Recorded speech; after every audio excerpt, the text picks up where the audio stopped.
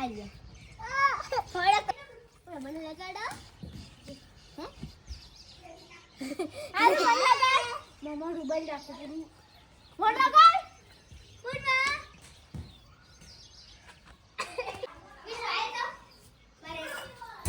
ઓલી પૂર્વાબેન જય શ્રી કૃષ્ણ, જય માતાજી. સ્વાગત છે તમારું અમારા નવા વ્લોગમાં. આજે તો હોલીનો દિવસ એટલે આપણી માટે તો ધૂળેટીનો દિવસ છે. ધૂળથી નથી રમવાનું પણ કલરથી જ રમવાનું છે અને ઓર્ગેનિક કલર છે. આપણે કોઈ કલર કે કેમિકલ વાળા નથી. થોડાક અમથા જ કલર લગાડવાના છે. ગાયોને દેખાવું જોઈએ ને કે આજે તો ધૂળેટી છે. કા આપણે બધી બેઠી છે મસ્ત. ના પાડે અરે કલર તો ચિત્રાઈ જાય આગળ. બસ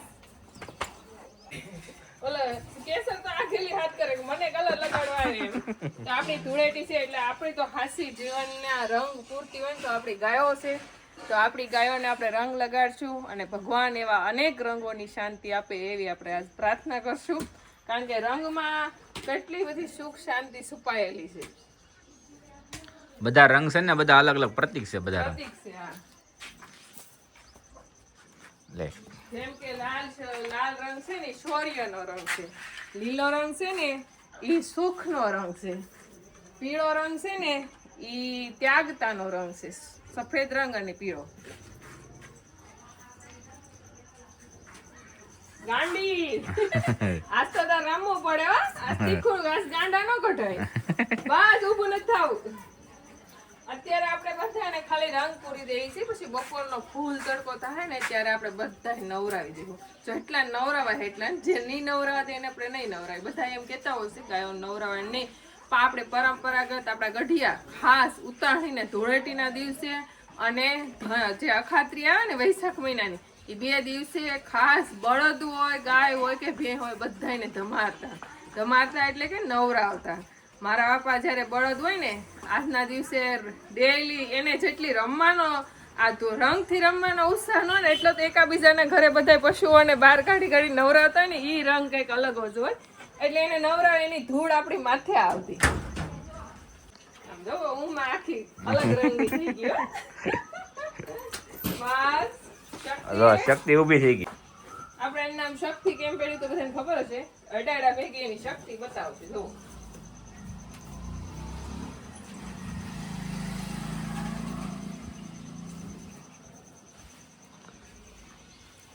તો આપણે ઓલી બધી ગાયોને રંગ લાગી ગયો છે ને આ બધી ગાયોને રંગ લગાડવાનો છે. કારણ કે આ જે ગૌશાળા રાખતા હોય ને ગાયો રાખતા હોય એનો હાસો રંગ તો એની ગાય હોય છે.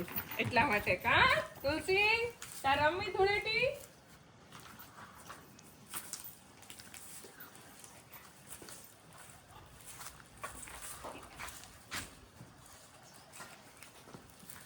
અરે વાહ મારી શિવાની.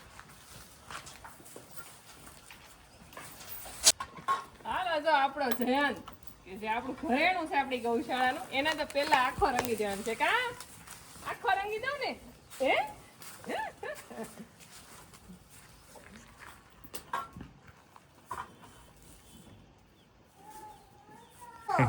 ફોન નથી થતો નાખે ના કલર ધ્યાન જ પાડવાની હો બેન.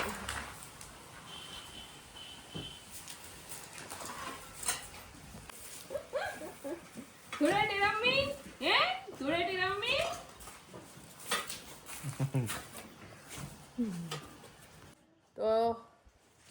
તો વાગી ગયા છે 11:30 અને આપણી ગાયો બધી જો પાણી પીવાનો ટાઈમ થઈ ગયો છે. એસવી ફૂલ રંગે રમી. જેની ને એસવી ને બધા આવતા રહ્યા છે. આખેલે વિડીયો નથી લેવાનો કારણ કે આખી શેરીમાં ધડબડાટી બધા ભરોડાય રંગ રંગાટી એની બધા જે ટીમ હતી એની આખો દિવસ રેમાશે. તો એને બેનું ઘેર આવીને આમ જુઓ નાહી ધોઈને ફોન જોવા બેસી ગયા. કેવી ક્રેમા ધૂળેટી. અને 11:30 વાગી ગયા છે અને 11 આપણો કાનો પણ નાહી ધોઈ તૈયાર થઈ અને રંગે ધૂળેટી રમી લીધો છે. જુઓ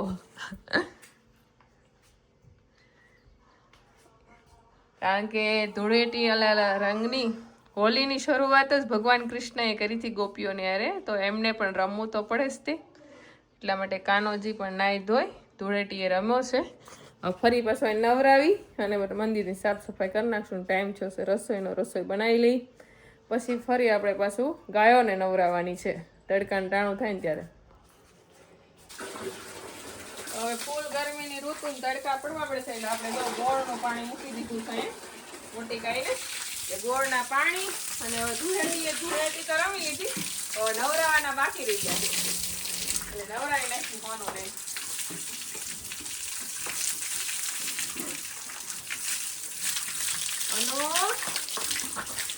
પાટો નો ડળવી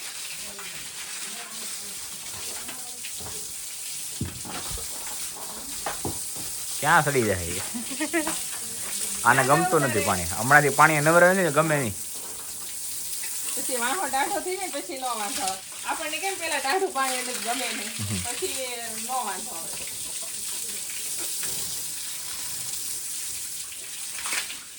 કોકુ યાદ પલાળી દઈ આ બધું જો તાણ જામ થઈ ગયું છે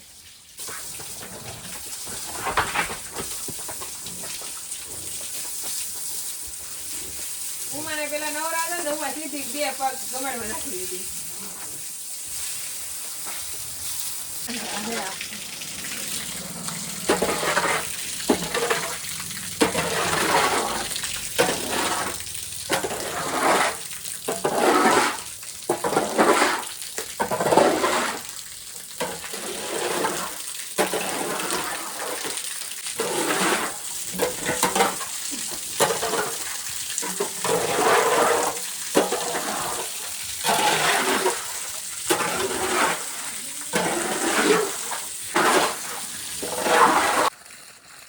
સંતરાનો છોડ અને સંતરાને જો આપણે ઝીણા ફૂલ આવી ગયા છે હવે સંતરા આવે ને તો એમ કહેવાય કે સંતરા આવ્યા એટલા મસ્ત મોર આવ્યો કહેવાય મોર આને તો ફૂલ છે આવી રીતના મોર છે ને પછી એમાંથી ફૂલ બને ખબર નહીં કેવા સંતરા આવે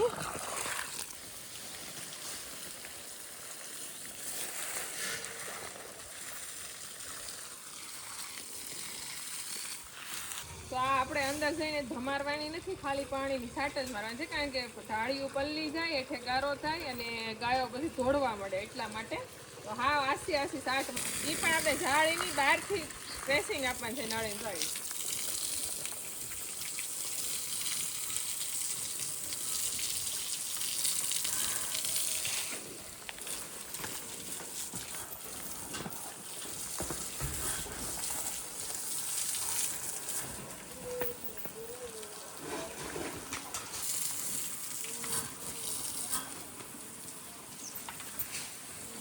જો વરસાદ આવ્યો જો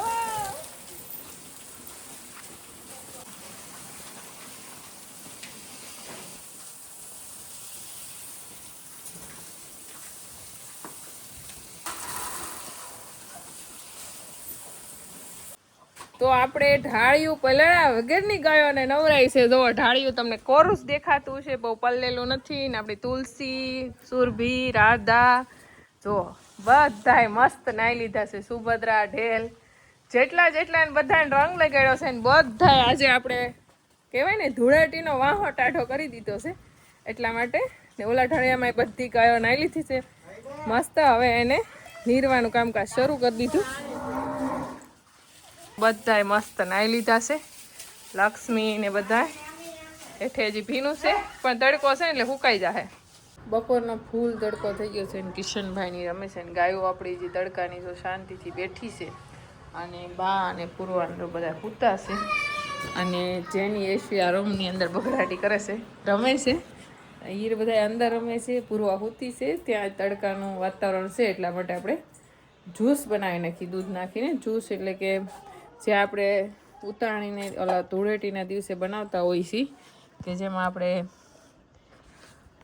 કાજુ બદામ એલચી તીખા ખસખસના બી અને જે લીલા કલરના દાણા આવે ને ચીટ્સ બધું નાખ્યું છે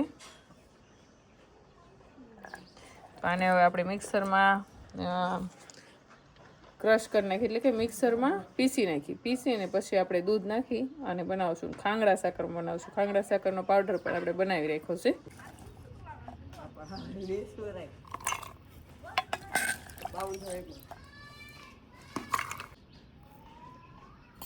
તો આપણે જે કાજુ બદામ જે પલાળ્યા હતા જ્યુસ બનાવવા માટે એને આપણે જો ગ્રેવી કરી નાખી છે ને આમાં લઈ લીધા છે ને હવે આમાં આપણે ટાઢું દૂધ મિક્સ કરશું અને હજી એકવાર આમાં મિક્સર કરી નાખશું અથવા તો બ્લેન્ડર કરી દેવું જેથી કરીને આપણું જ્યુસ કહો તો જ્યુસ, અને ઘણા લોકોને ઠંડાઈ પણ કહે છે, ઘણા લોકો આમાં થોડીક ભાંગ ભેળવે તો ભાંગ પણ કહે છે, ઘણું બધું અલગ અલગ કહેતા હોય છે. તો આપણે આવી રીતના મિક્સ કરી દેવું એટલે આપણે આમાં મિક્સરની પણ જરૂર નહીં પડે. તો આપણે જે ઠંડુ દૂધ નાખી એને મિક્સ કરતા હતા, જ્યુસી બનીને તૈયાર થઈ ગયું છે ને. હવે આપણે ભરી લઈએ એકદમ મસ્ત.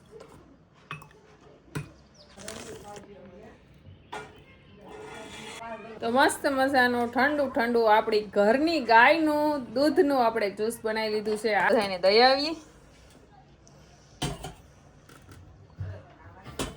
અને પૂર્વાબેન સૂઈને ઊભા થયા છે ઊંઘમાંથી, તો પેલો ગ્લાસ પૂરવાનો. કા પૂરવા ભાવે? પી જા પૂરવા. અડધો ગ્લાસ પી ગઈ છે ઊભી થઈને. જેનિશા પણ પી ગઈ છે. અને આવા બધાને આપણે આપી દઈએ. જે પડ્યું છે એ બધું, હજી આમાં થોડુંક પડ્યું છે. આપણે કિશનભાઈ હમણાં 2 દિવસ રજામાં છે તો જ્યુસ પીવે ટાઢું ગાયના દૂધ. આમ તો દૂધ નથી પીતો. કા કિશનને દૂધ પીવાની એલર્જી છે. કિશન અત્યારે દોડતો હતો ને રમતો હતો, એને દૂધ ન ભાવે કાશું, એને આવું જ્યુસ ભાવે. હવે જેનિશાને કેટલું ભાવે કઈ નક્કી જ નથી. મમ્મા પી જવા ખોલા. હા જય ખોડિયારમાં. બેઠા બેઠા કિશન જૈનેશ્વી મા દાદા બધા પૂરવાય પી લીધું છે. જેની પપ્પા જે ઉતા જાગશે એટલે હું અને જેની પપ્પા પી લેવું. ઘડીક આપણે ઠંડુ કરવા મૂકી દઈએ.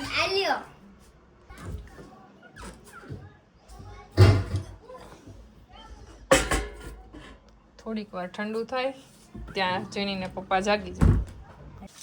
આજે ધૂળેટીનો દિવસ સવારથી સાંજના 5 વાગ્યા સુધી ખુશીનો દિવસ હતો, અને અચાનક ખુશીનો દિવસ દુઃખમાં પલટાઈ ગયો છે. દુઃખમાં મતલબ કે આપણી લક્ષ્મીને પગ ઉપર છેકો મરાવી દીધો છે. એને આ હું જ્યારે દોવા ગઈ ત્યારે આસળમાં છે દુખાવો થતો હતો. મેં દોઈ તો લીધી, હલી નહોતી, પરંતુ સાહેબને બોલાવ્યા અને વાત કરી કે સાહેબ લક્ષ્મીને આસળમાં દુખે છે દોતી વખતે. તો સાહેબે એને આવીને ચેક કરી. એટલે સાહેબે કીધું કે જે કાંઈ પગમાં ઉપર એને જે કાંઈ રસી થયા છે એની અસર એના શરીરમાં પોગી છે, જેથી કરીને આ આસળમાં અથવા તો શરીરમાં આવી રીતના તકલીફ છે. ખાવા પીવાનું ઓછું આવતી. દરરોજ હું ખાણ મૂકું, ખાઈ લેતી, નિરણ ખાઈ લેતી, એમ લાગતું કે રેડી છે લક્ષ્મી. આજ ખાણ મૂક્યું તો આજ એને ખાધું નહીં એટલે મને તરત ખબર પડી ગઈ ખાણ ખાધું નથી લક્ષ્મી, એટલે એને વધારે દુખાવો હોવો જોઈએ. તો આપણે ડૉક્ટરને બોલાવ્યા અને એને જે કાંઈ ચેકો મારે ને જે કાઢ્યું છે બગાડ, માથી વિડીયો તો બનાવવાની તો અલગ વાત, પણ માથી સામું ઊભું રહેવાતું નહોતું. એટલા માટે આપણે કંઈ વિડીયો લીધો નહોતો. જે આપણે યોગેશભાઈના ગોથા આવે છે આપણે ઘરે, એ સાહેબ આવ્યા હતા અને એવી રીતના બધું કર્યું. અંદર દવા લગાડી. લક્ષ્મી અત્યારે બેભાન અવસ્થામાં બેઠી છે. એનું કારણ એ છે કે એને જે ઇન્જેક્શન બેભાનનું આપ્યું ને એ અવસ્થામાં બેઠી, એટલા માટે એટલું બધું કાઢ્યું છે તો હેલી નથી. એનું કારણ એ કે એને બેભાન છે એટલા માટે.